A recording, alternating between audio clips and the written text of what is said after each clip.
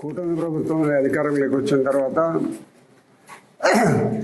ఎన్నికల సందర్భంగా ఆంధ్రప్రదేశ్లో ఉండబడిన ఉద్యోగాలు ఖాళీలన్నీ భర్తీ చేస్తామని లోకేష్ గారు పాదయాత్ర సందర్భంగా కూడా యువగలం సందర్భంగా కూడా చెప్పడం జరిగింది.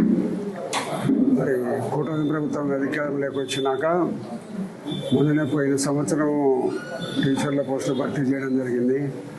ఆశా వర్కర్లు, కాంపౌండర్లు, ఇంకా కొన్ని అంగన్వాడీల సెంటర్లలో ఇవన్నీ కూడా ప్రతి సంవత్సరంలో కొంత చేస్తూ రావడం జరిగింది. మళ్ళీ ఇప్పుడు కొత్తగా ఒక ఉగాదికి జాబ్ క్యాలెండర్ ప్రకటించినారు. దీంట్లో చాలామంది ఉన్న గ్రూప్ 1 పోస్టులు ఉన్నాయి, హోంశాఖకు సంబంధించినవి ఉన్నాయి, గ్రూప్ 2కు ఉన్నాయి, ఇంజనీరింగ్ ఉన్నాయి. అదే మాదిరిగా పాఠశాల ఇంటర్ విద్య మొత్తం ఉద్యోగాలు 10,60,000 ఉద్యోగాలకు గాను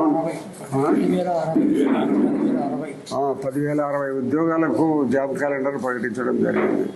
ప్రతి సంవత్సరం ఉగాది సందర్భంగా జాబ్ క్యాలెండర్ను ప్రకటిస్తూ ఆంధ్రప్రదేశ్లో ఉండబడిన అన్ని ఖాళీలను ప్రతి ఒక్కదాన్ని కూడా భర్తీ చేయడం జరుగుతుంది. ఇంత లోపల మధ్యన రిటైర్ అయ్యే ఖాళీ స్థానాలను కూడా మళ్ళీ భర్తీ చేసేదానికి ప్రభుత్వం నిర్ణయించి జాబ్ క్యాలెండర్ నిన్న విడుదల చేసింది. ఈ మాదిరిగా గతంలో డిఎస్సి పోస్టులు, ఆశా వర్కర్లు కానీ కొంతమంది కాంపౌండర్లు ఇవన్నీ కూడా చేయడం జరిగింది. కాబట్టి భవిష్యత్తులో ఇప్పుడు వచ్చే పోస్టులు దాదాపు ఉన్నత విద్యకు సంబంధించి 1,500 ఉద్యోగాలు ఉన్నాయి. గ్రూప్ 1కు సంబంధించి 91, హోంశాఖకు సంబంధించి 2,778, ఇతర శాఖలకు 928, గ్రూప్ 2 750, ఇంజనీరింగ్ 503, ఇతర శాఖలు 506, పాఠశాల ఇంటర్ విద్యలకు సంబంధించి 10,060 ఉద్యోగాలకు జాబ్ క్యాలెండర్ ప్రకటించడం జరిగింది.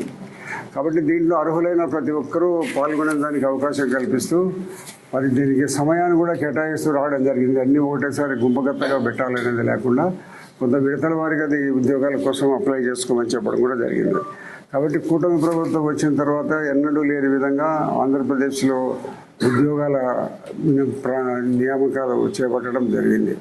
కాబట్టి గతంలో కంటే గత ప్రభుత్వం జగన్మోహన్ రెడ్డి గారి ప్రభుత్వంలో ఎక్కడ ఉద్యోగులు మన ఈ సచివాలయ ఉద్యోగస్తులు తప్పక ఒక్క పోలీస్ రిక్రూట్మెంట్ కానీ, ఒక టీచర్ల పోస్టింగ్లు కానీ, ఏ లెక్చరర్లు కానీ ఎక్కడ కూడా ఆయన జాబ్ క్యాలెండర్ను ప్రకటించి ఉద్యోగాలు భర్తీ చేసిన సందర్భం లేదు.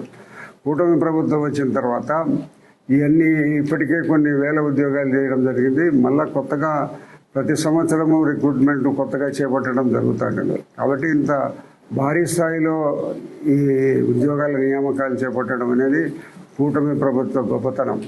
ఎందుకంటే మన గౌరవ ముఖ్యమంత్రి చంద్రబాబు లోకేష్ గారు కానీ ప్రత్యేకమైన శ్రద్ధ తీసుకొని నిరుద్యోగులకు కల్పించాలని నిర్ణయం తీసుకోవడం జరిగింది.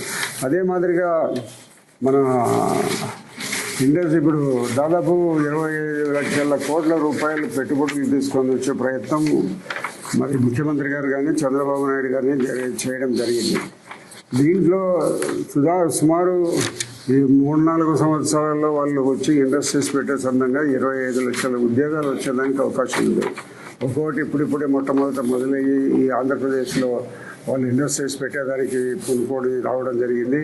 ఇప్పటికీ నాకు తెలిసి 3-4 మంది ముగ్గురుగారికి స్థలాల సేకరణ కూడా వాళ్ళకి ఇవ్వడం జరిగింది. త్వరలోనే వాళ్ళు కూడా మొదలుపెట్టి 1 సంవత్సరం 2 నెలల కాలంలో వాళ్ళ ఇండస్ట్రీస్ను పూర్తి చేస్తే సుమారు ఈ 2029 కంతా 25 లక్షల ఉద్యోగాలు ఇచ్చేదానికోసం ప్రణాళికాబద్ధంగా ప్రభుత్వం ముందుకు పోతా ఉంది. వాళ్ళతో కూడా మాట్లాడడం జరుగుతుంది. నిరంతరాయంగా ఇండస్ట్రీస్ పెట్టేవారికి 1 వారం రోజుల లోపలే స్థలం ఇవ్వడం కానీ, అదే మాదిరిగా కరెంటు సప్లై కానీ, ఆ ప్రాంతంలో ఏమైనా మౌలిక వసతులు కావాలంటే కూడా చేయడం జరుగుతుంది. కాబట్టి ఇంత భారీ స్థాయిలో ఇండస్ట్రీస్ పెట్టుబడిదారులు వచ్చే దానివల్ల 25 లక్షల ఉద్యోగాలు ఆంధ్రప్రదేశ్లో వచ్చేదానికి అవకాశం ఉంది.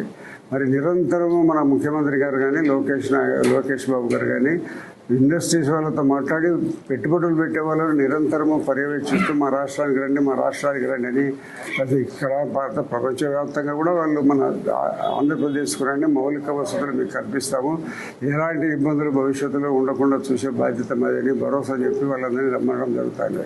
కాబట్టి ఇంత భారీ స్థాయిలో ఉద్యోగ నియామకాలు చేపట్టడం అనేది గతంలో ఎప్పుడూ లేదు. ఈ ఈ ఈ కూటమి ప్రభుత్వమే ఇంత భారీ స్థాయి ఉద్యోగాలు నియామకాలు చేపట్టడం జరుగుతుంది. కాబట్టి గతంలో ప్రభుత్వం మాదిరిగా ఏవి ప్రకటించి పరీక్షలు జరగకుండా లేదా వాళ్ళ కొంత ఇప్పుడు గ్రూప్ 1 సర్వీస్ వాళ్ళకు కొంత అక్రమాలు జరిగినాయని ఉద్యోగాలు ఇచ్చి మళ్ళీ వెనక్కి పంపించడం కూడా జరిగింది. ఇటువంటి అవకతవకలకు అవకాశం లేకుండా ప్రణాళికాబద్ధంగా 3-4 దఫాల్లో ఈ యొక్క ఉద్యోగాల భర్తీకి నియామకాన్ని చేపట్టడం జరిగింది. కాబట్టి ప్రజలందరూ ఈ యొక్క కూటమి ప్రభుత్వాన్ని అభినందిస్తున్నారు. యువత అందరూ కూడా ఉద్యోగ అవకాశాల కోసం ఎదురు చూసే వాళ్ళందరి కోసం ఇది ఒక మంచి ఉద్యోగ అవకాశం వచ్చింది. కాబట్టి ప్రతి ఒక్కరూ దీంట్లో పాల్గొని మీ యొక్క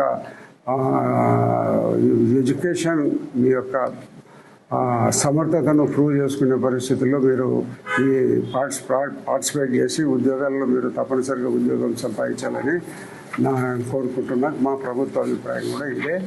గౌరవ ముఖ్యమంత్రి గారు ప్రణాళికాబద్ధంగా ఇటు ఒక కార్యక్రమాలు తీసుకొని ముందుకు పోతున్న దానికి మన కూటమి ప్రభుత్వాన్ని అభినందిస్తున్నాం.